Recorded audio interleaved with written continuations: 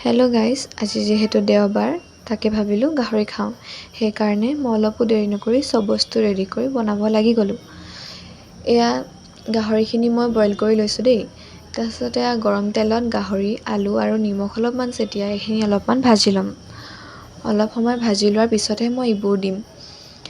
এয়া আমাৰ ভাজা অলম'ষ্ট হ'বলৈ হৈছে আৰু এয়া ভাজি হৈ গৈছে।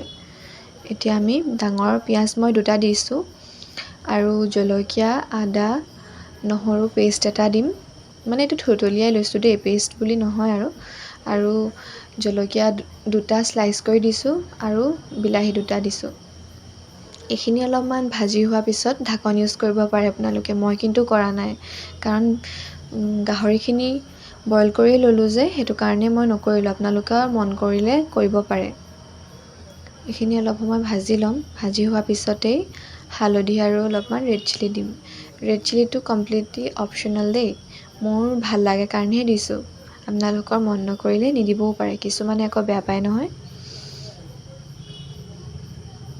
এয়া ভাজি হৈ গৈছে, এতিয়া মই অলপমান ৰেড চিলিও দি দিলোঁ। এইখিনি ভাজ খোৱা হোৱাৰ পিছতেই আমাৰ মাংস ৰেডি।